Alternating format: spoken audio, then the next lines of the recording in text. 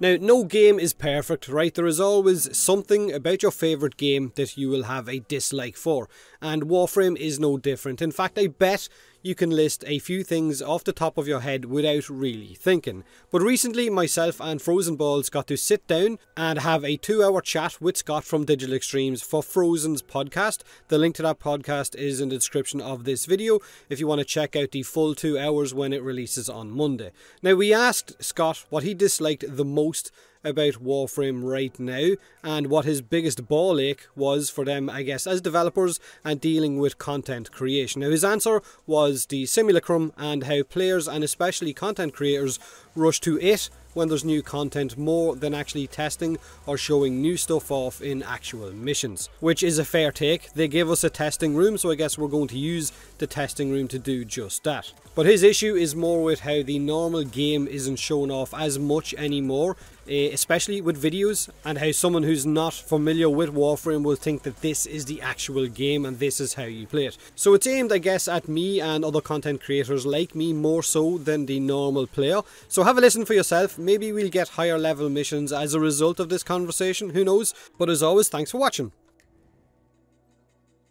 So I have one question left to ask you, and that is related to, I guess, Warframe and content creation or game development side. Is what, in your, I guess, experience, has been the biggest ball ache when it comes to making you know, game development side of things for Warframe, whether it's, I guess, the balance changes or balancing the Warframe or dealing with us idiots like us, you know, all that kind of stuff. Like, what would you has been, in your experience, the biggest ball ache when you're kind of doing your game dev stuff? Billy, what's a ball ache? Ball ache as in... An ache in your balls. Oh, the biggest problem. Oh, okay. Yeah.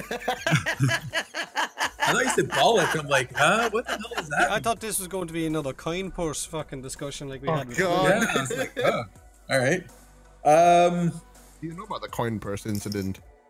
I know what a coin purse is, but I don't know about the incident. Yeah, that makes it sound way worse than it actually is. The incident, the coin purse incident. You make it sound like someone's caught it in the fly or the zipper or something, dude. It's not. Oh. Well, I guess the biggest thing recently is the Simulacrum in Warframe. I absolutely hate that room. Me too. And here's why. It's because we put out an update and you go look at all of our content creators and all of our champions, and they're all sitting in this gray room, yeah, John, shooting things that don't move, staring at the numbers going, is that good? I don't know. I'll hold my hand up with the mainline update. The minute the stream started, that was the first thing I did when the stream started.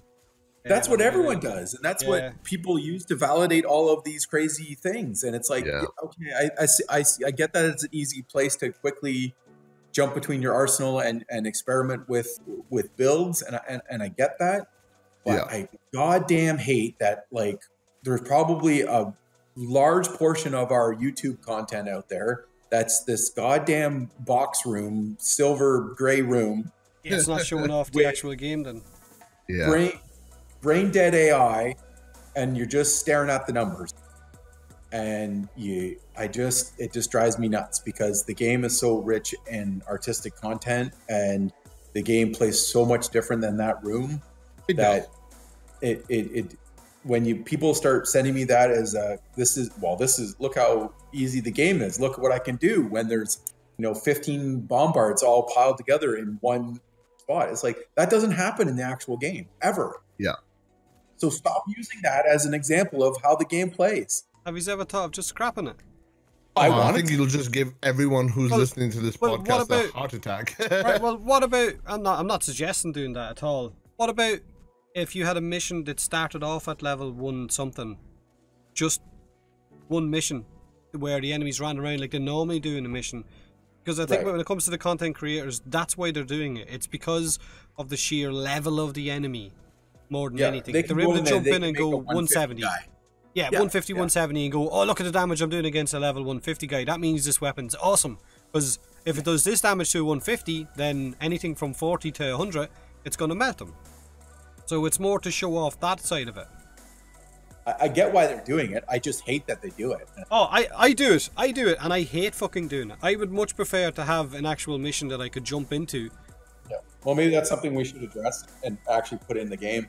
Yeah, like even if it was, imagine if you were to pick any of the tile sets. Say if you were to pick up on Sedna, and you were to pick one of the missions on that, and you would allow people to just change the difficulty of that mission from being the base, I guess, level 40-ish mission, up to 130, 140. If it was an exterminate, whether it was the survival, anything that would just start at that, because then you'd be able to jump in, you'd be able to show off the mission for what it was, whether it was on Sedna, whether it was on Neptune, whether it was Corpus, whether it was Grenier Infested, and you could show them off at that level instead of jumping into the Simulacrum and having a lot of content on YouTube showing as if the Simulacrum is the actual game when it's not. Yeah. You know? That's something we should look at, but going back to did we want to get rid of it? We definitely had conversations about putting caps on it, or just limiting its use, or just outright deleting it in the last little while, because it's just so frustrating that is the benchmark of the game.